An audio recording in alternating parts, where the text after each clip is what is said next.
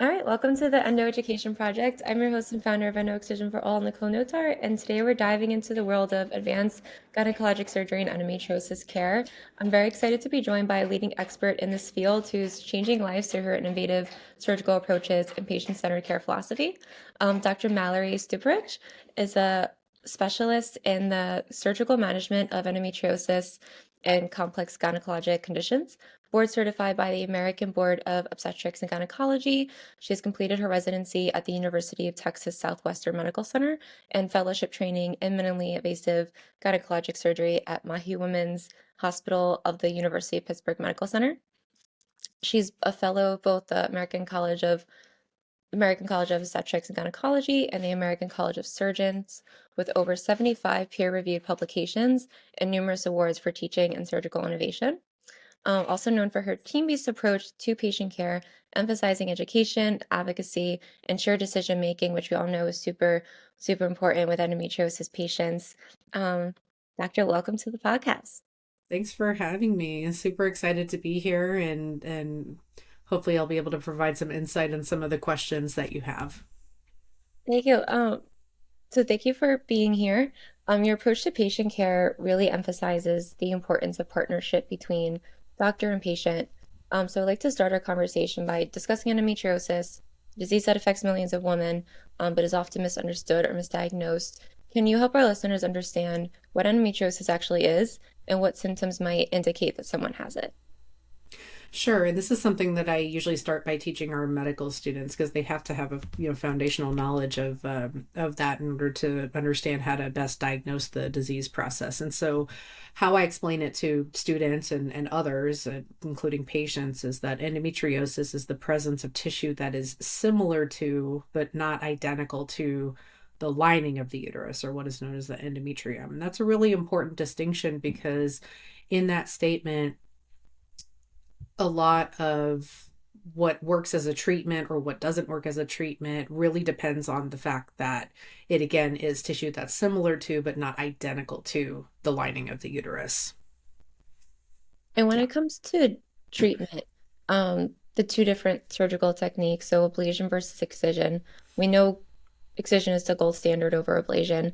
But can you just describe the differences between the two different outcomes, the recurrence rates, and the long-term effectiveness of both techniques?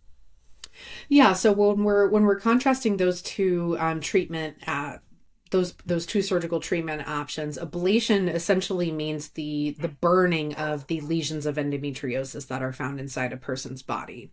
Now, that's not to be confused with something called endometrial ablation, which is where the inside lining of the uterus is burned. That's typically a treatment that's used to manage heavy menstrual bleeding. But specifically, ablation for endometriosis burns the endometriosis lesions that are found inside the abdomen and the pelvic cavity. In contrast with that, excision is where we are essentially taking excisional biopsies of those lesions. So we are cutting around the full lesion or nodule or what have you, and effectively physically removing that from the body. So we actually have the opportunity to get a specimen that we can give to our pathology colleague who will look at that under the microscope and be able to confirm that that is in fact endometriosis. So that is one benefit right there, is that we can actually confirm the diagnosis of the disease through excision. Unfortunately, with ablation, the specimen is completely destroyed. So we never know whether or not the person, in fact, had an endometriosis lesion in that area of their body or not because the specimen was effectively destroyed. Now, the range of recurrence that typically is quoted for really excision surgery, a lot of this comes from a paper that is actually one very expert surgeon's experience. And when comparing the recurrence of somebody who's had an excision surgery and the chance that they may need another excision surgery, that recurrence rate is typically around 10% or so. Kind of all across the literature, the general consensus of needing another repeat surgical procedure, whether that is just an excision of endometriosis, basically like a uterine sparing procedure, including hysterectomy, that can range maybe around like 20 to 25% for excision. For ablation, I would say that's a little bit harder to answer. just because it's hard to know where we in fact treating endometriosis in the first place. And then when we start to do multiple ablation surgeries, the burning and the carbon deposition from the burning aspect of the ablation can actually look like endometriosis lesions. So it's difficult to know is what we're seeing from the burning that was done, or was there ever endometriosis there? So that's a much more difficult number to get like an accurate grasp of. So when a patient who is coming to you, they've already had or is listening and they've had either one or several ablation surgeries, what are the next, and they're still in pain or more pain than before, what are the standard like next steps for that? Do they have to be receiving excision surgery immediately? Are there other things they could try?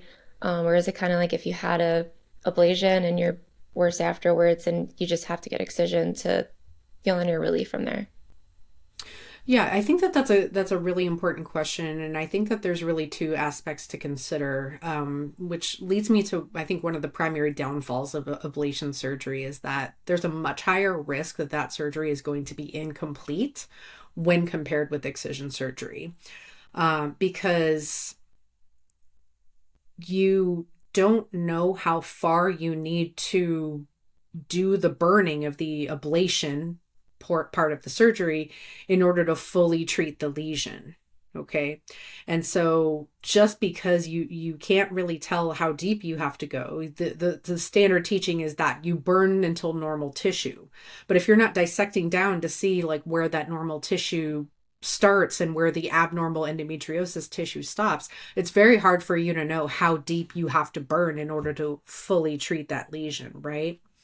So that's one of the major downfalls that makes it so that ablation surgery tends to be much more incomplete, and therefore there's a high chance that you may not get the same symptomatic outcomes as with excision surgery.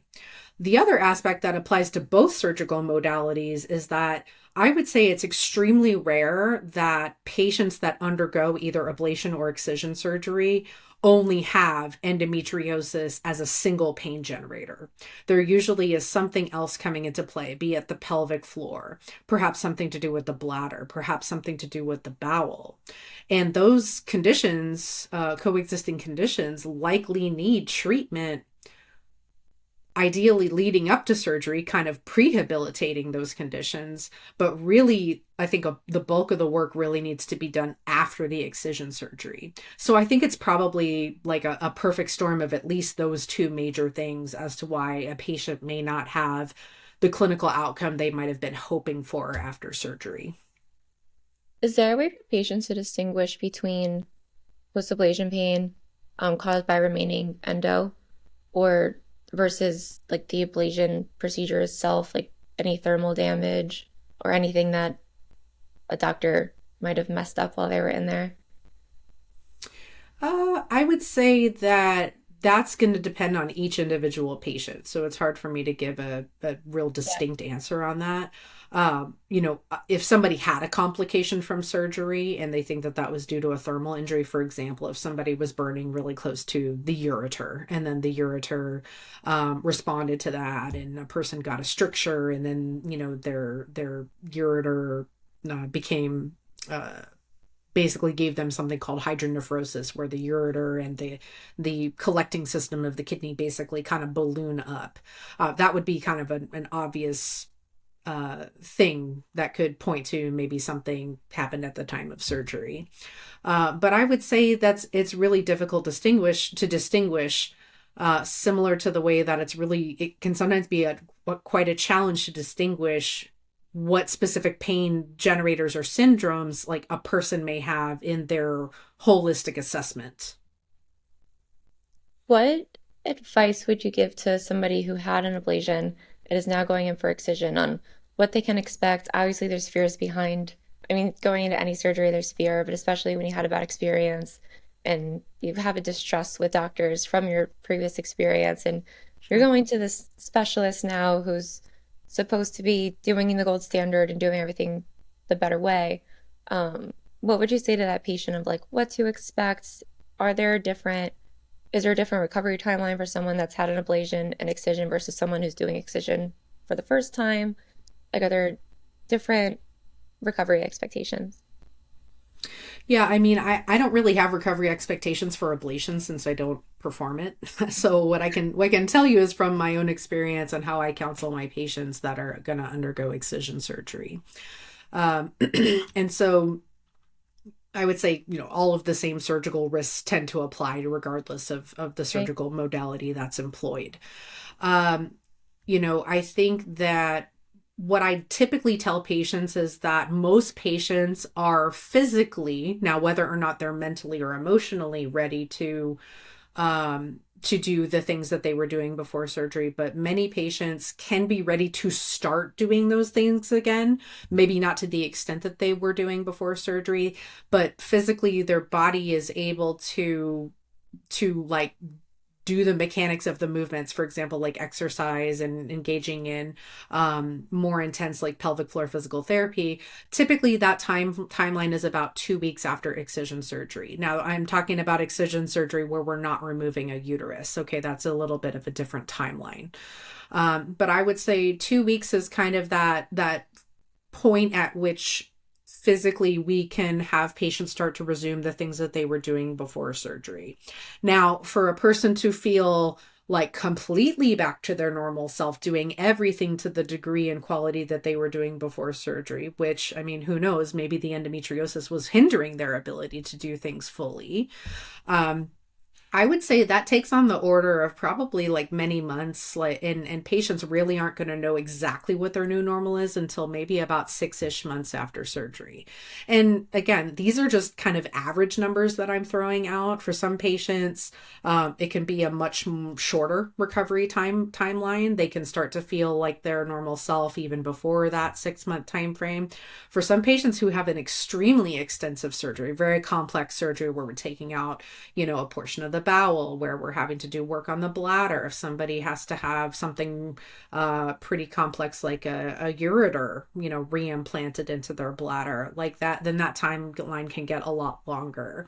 So it's really based on the individual patient and really how complex we think that their case is going to be. And then in fact, how complex their case actually Yeah. is in order to give an individualized assessment. But those are usually the things that I start with. But obviously those markers move depending upon the complexity of the case and what other pain generators we're also managing, but in and around the surgery time. What type of markers or tests or anything to kind of know ahead of time? Or is there no way to really know ahead of time what you're getting into in terms of the complexity of the case? Because I remember I had surgery 2 years ago and I was told it was on a Friday morning and I was told to take off work on Monday, not because I really needed to, but just to as like a backup. And I Hmm. ended up in the hospital for a week, staying in the hospital for the week, Oh, wow. because it was so much more advanced than what they originally Yeah. suspected. Yeah. That was with a top endo specialist. So, um, is there like, as a endo specialist, what do you kind of look for in terms of like ultrasounds or MRI imaging prior to surgery, or just like symptom descriptions from the patient to kind of Yeah. dictate how complex it's going to be? Or, I mean, do you really just not know till you're inside? Yeah. I mean, I would say actually,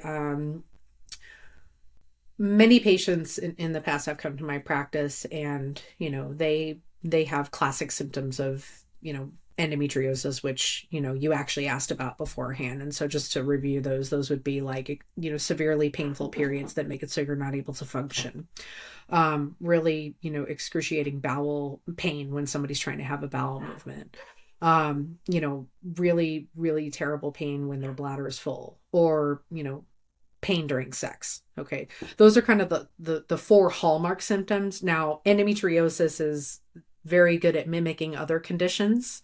And so there can be a whole wide range of symptoms that are not just confined to those four that I just mentioned, but those are some of the common ones that you hear about. So it is important to get a thorough history from the patient. The patient will really tell you where their disease is located based on the symptoms that they're describing to you.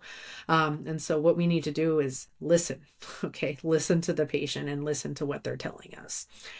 In addition to that, for patients, I do my own physical examination, which I rely a lot on what I can examine both abdominally, doing a thorough abdominal exam as well as a thorough pelvic exam. There's a lot that I can tie in. I can assess the pelvic floor, and I can assess the different areas of the pelvis to see exactly, where those specific spots that are causing intense pain are located. And then I would say my ultrasound that I do in my office is more, it's an extension of my physical examination. And I have really yet to meet the patient that has come in with an ultrasound that is to the quality that I do in my practice, because I treat that ultrasound again as an extension of my physical exam. And it's extremely helpful for me pre-operatively counseling a patient about what we might see at the time of surgery.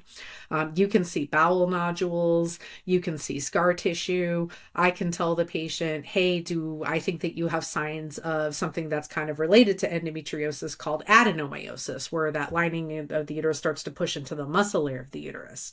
I have yet to see the ultrasound coming from like a third party radiology center that gives me that level of information. And then MRI can also give you additional pieces of information. So let's say, for example, a patient has large endometriomas, or basically cysts of endometriosis on each ovary. I mean, your diagnosis is pretty much made there, because it looks pretty classic and everything. You may not know to a 100% certainty the exact degree of things until you get in there. But I think imaging, physical exam, and history taking in the hands of an expert who has extensive experience with these things, we can be pretty good at knowing what we're going to need and what resources we may need to have available. For example, other surgical specialists and things like that, certain equipment that we might need to use. And so all of those things are kind of in my arsenal as the patient and I approach this together. What's your perspective on the timing of excision surgery? Like even when I was going through the process and was way less knowledgeable about things at the time, um, I always viewed it as a last resort. Like I'm Mm, going to try everything. I had never had a surgery before.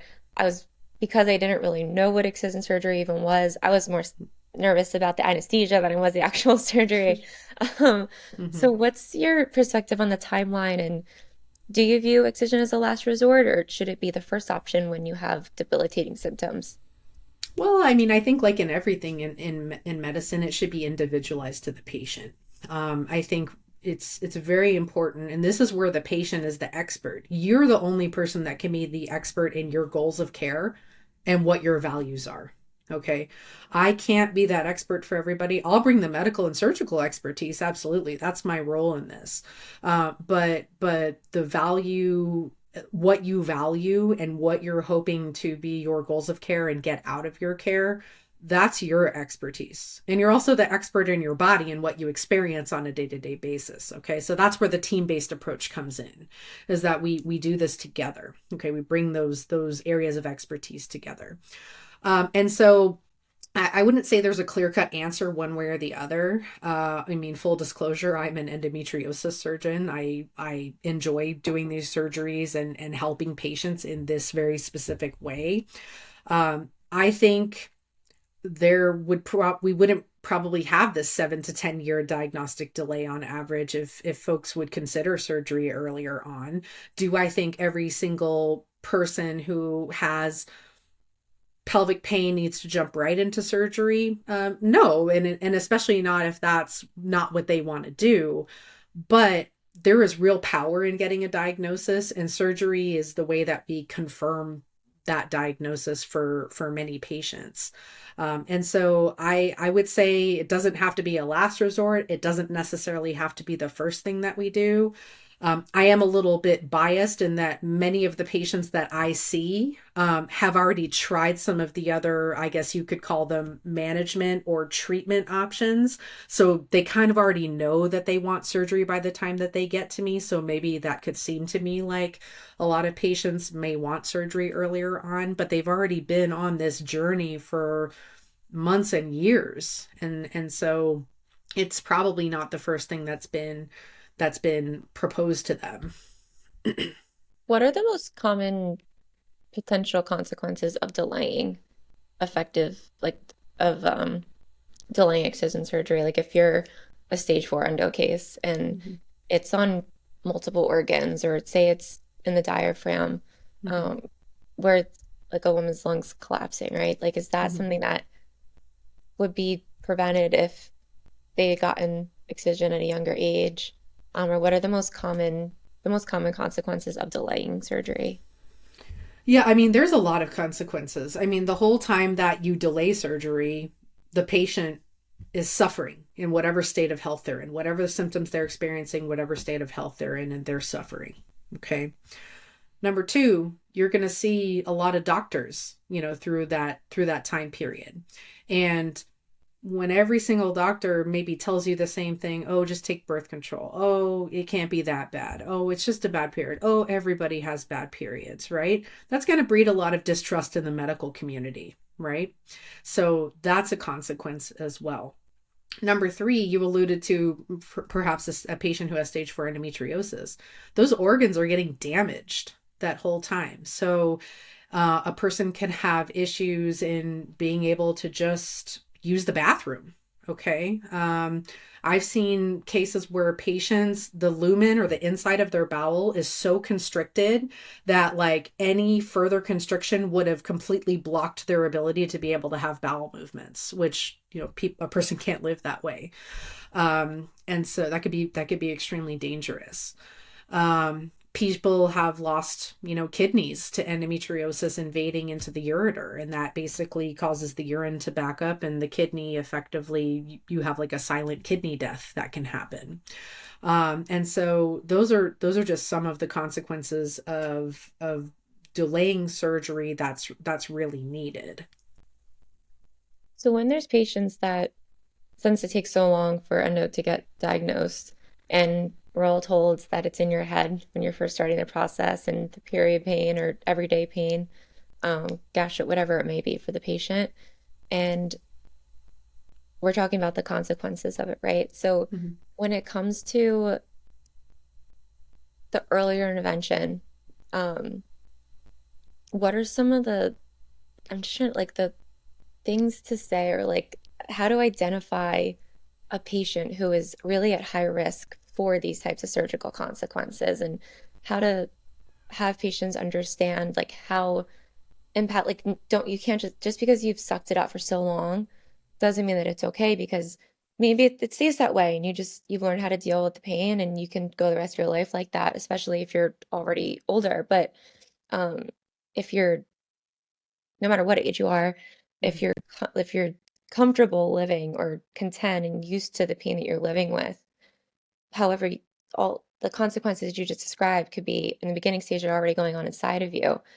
Are there any types of symptoms that patients relate to you that kind of put a flag in your head of like, okay, this patient could have a lot more going on inside them that we need to intervene surgically? And even if they're content and have gotten used to the pain, um, this could cause affecting their kidneys or their diet, like, key organs Mhm. that could turn into a larger mess. I don't know if I'm communicating that correctly. I think two of the conditions that you just kind of mentioned there, I think maybe, with somebody having chest wall pain or like pain at their bra line, shoulder pain, um, difficulty breathing, if all that seems to be happening in a cyclic fashion, those could indicate that we're getting endometriosis that's remote from the pelvis. It's Okay. outside of the pelvis. And those things could be very challenging things to deal with and manage.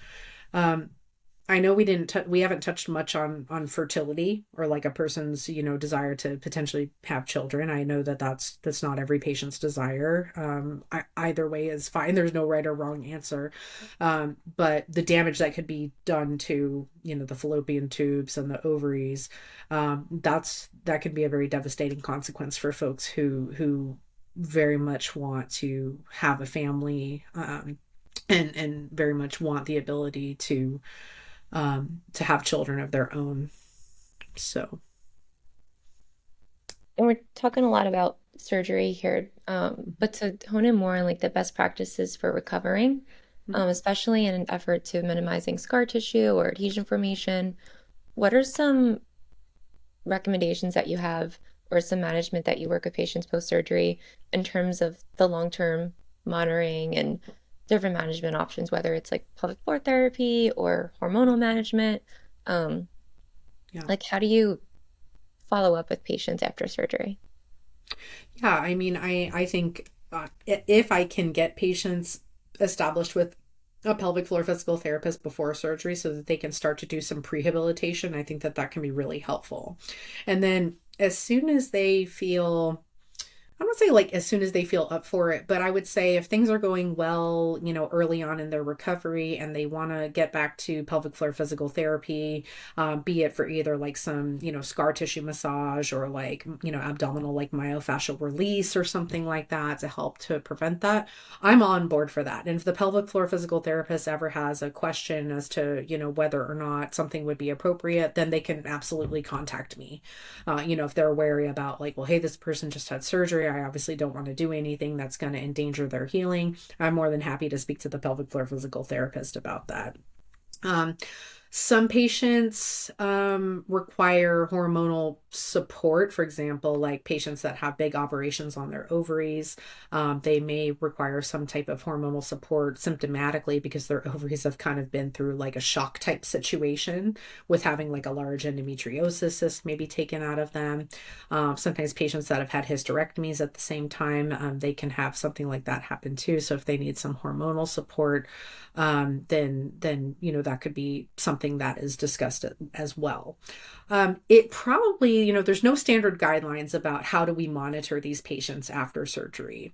What I've sort of adapted to is that it might not be a bad idea to have patients, especially patients that had advanced stage endometriosis, so we're talking stage 3, stage 4, have maybe an annual ultrasound, because if we just rely on symptoms only as a marker or a surrogate for disease recurrence, because we know that degree of disease doesn't correlate with degree of symptoms, I think we're kind of setting ourselves up for a challenging interpretation of symptom recurrence. And so it may be helpful to have some objective, evidence with an annual ultrasound or something like that, just to see if there's anything new that could be popping up or anything new that needs to be managed.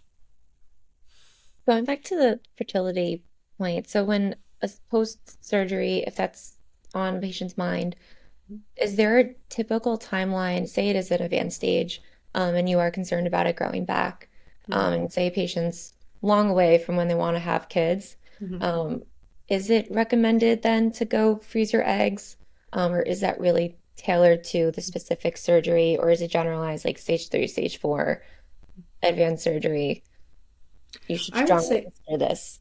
yeah, this is something I discussed with all patients, especially patients that we know have something advanced going on with the ovaries, because there is going to be a compromise in egg quality, and possibly a compromise in egg quantity as a result of having that deeply infiltrating disease on the ovary.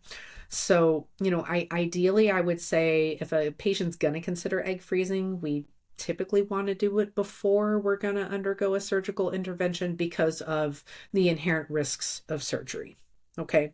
um, and so that's usually how I approach that. I like working very closely with patients' REIs, their fertility physicians. If given the opportunity, I think it's a real great opportunity to collaborate in a patient's care and make sure that we're covering all their bases and really trying to keep all as many options open for them as possible.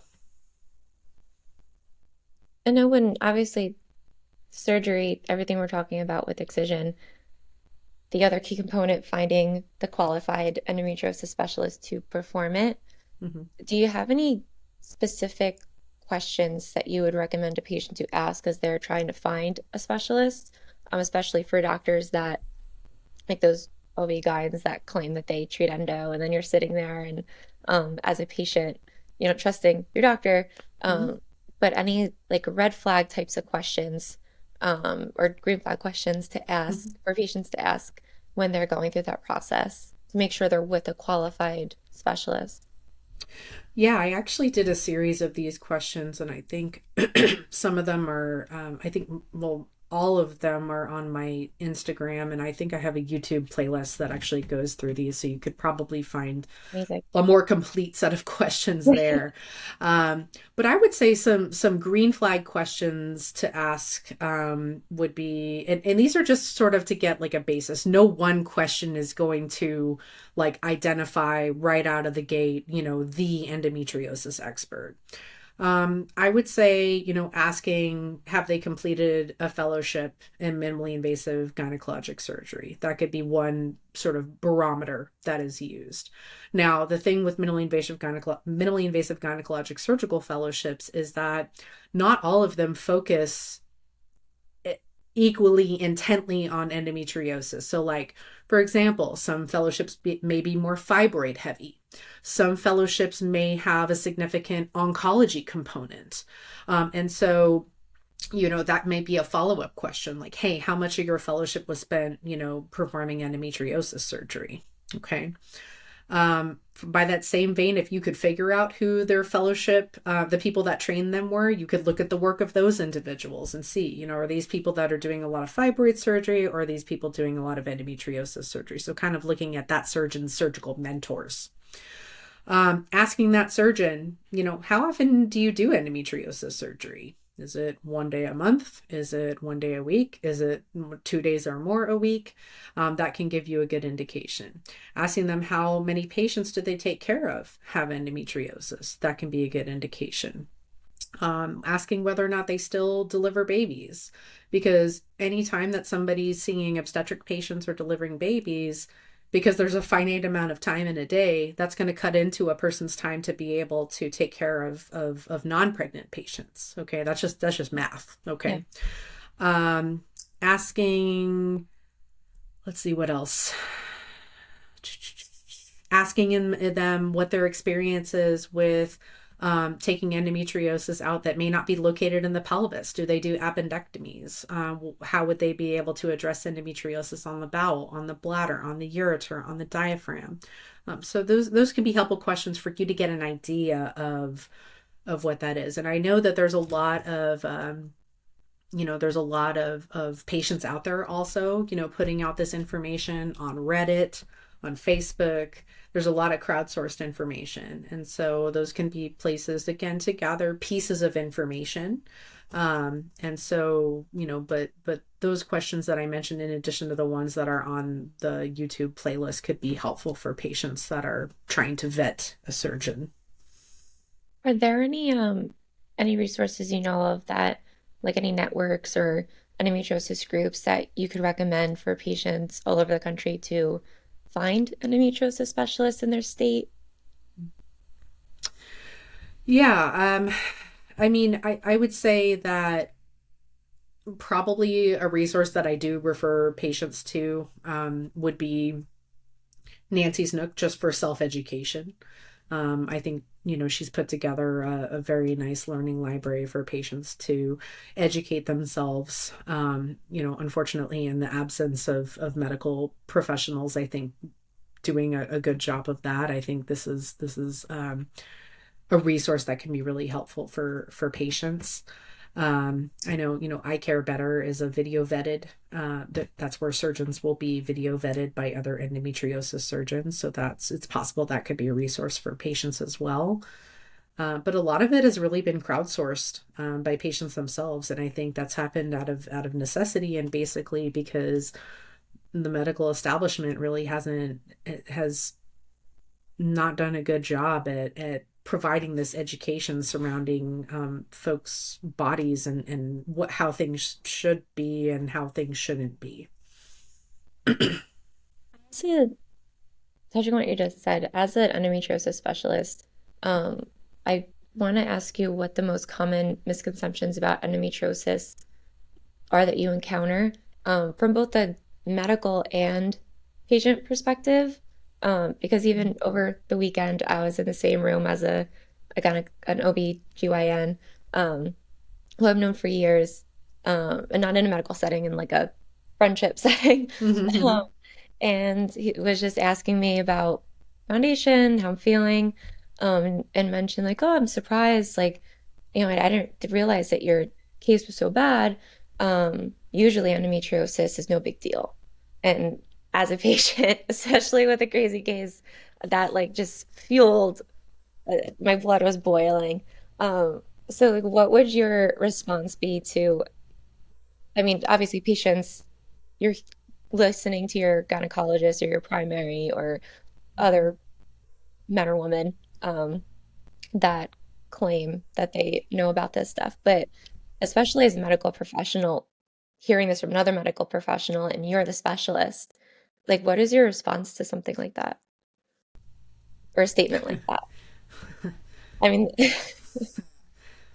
I I think approaching those situations with curiosity, I think can be helpful. I'd be like, oh, that's an interesting thing to say. What makes you say that? And I think just having somebody explain what their experience is. yeah, Maybe the cases that this person has seen were not that intense. Um, and and that may be truly what their anecdotal, okay, meaning like their just own experience, what their anecdotal experience is.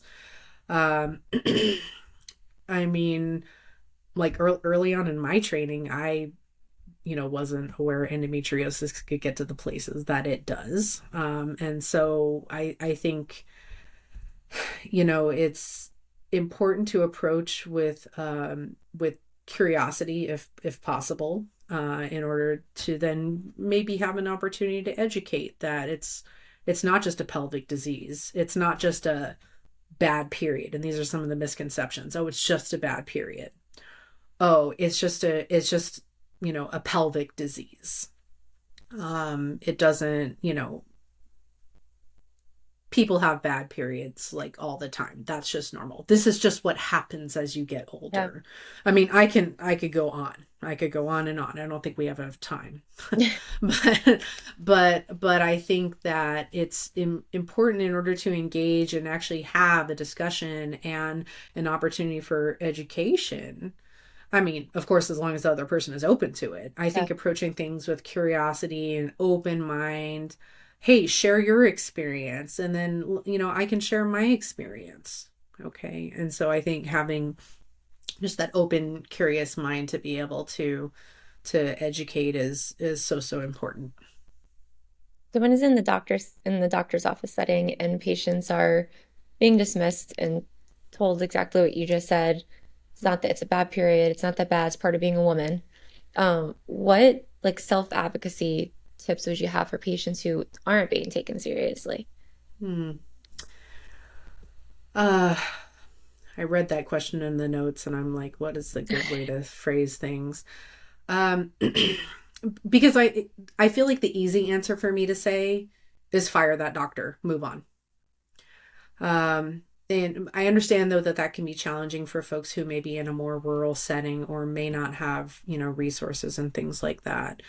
Um, I think there was a physician. I want to say her name is maybe like Dr. Sterling. I think she practiced on the East Coast. She's a general OBGYN, and I feel like patients who are pregnant get dismissed a lot too. They get told, oh, that's normal in pregnancy. Like, oh, your back hurts, that's normal in pregnancy. And bear with me, I promise there's a point. Like your back hurts. And she actually said, hey, here are some things that you can say to your doctor. You can say, hey, I'm happy to hear that, you're not, it doesn't seem like you're concerned about it, but this concerns me. Okay. And I think a patient, not an endometriosis patient, a patient with endometriosis may be able to say something similar. You know, hey, I understand it. It doesn't seem like you're concerned about this, but I am. And so, how would I know that if this gets to a point where I should be concerned? Now, if you're in excruciating pain, you can't function. Already, something is wrong. Okay, patients, they know something's wrong, and that's why a lot of times patients with endometriosis are kind of they're further along in some of the extremis that they may be experiencing. For example, somebody that has than somebody who may have some low back pain in pregnancy. I say that not to belittle either person's symptoms, because they can be suffering, regardless of what's going on. But you and your gut, you know something's wrong. You know something's not right. And I would say listen to that voice. That voice is trying to tell you something. And that's why it's kind of easy for me to say you need to find somebody who's going to listen to you, because something is trying to tell you that your body's not comfortable with this person, with what this person is saying, that this isn't the answer that you need at this point. And so, tuning into that voice telling you, no, I know something's not right with me. Like, that's something you really need to listen to. And I would say a lot of patients, they need to fight for. And if that person doesn't seem like the person that's going to be able to help you, you could ask them for a referral to somewhere else if they feel comfortable giving that. So those may be some things that you could consider doing in that type of a situation. Thank you for being that doctor. Thank you for doing what you do. Of We course. need more of you. Um, so yeah, thank you for all the information you shared today. Of I'm gonna course. put all your information so that people can reach out to you to either schedule a consult or just follow you online. And you put out, so I mean, that's how I found you. You put out so much information that all patients and other medical professionals need to know. Yeah. So thank you for doing that, and thank you for just being the doctor that you are. Yeah, of course. I think the more that I shout it from the rooftops, hopefully some folks will listen, or some folks will learn that they don't have to be alone in their suffering, and that there are options, for them to be helped and hopefully find some relief. So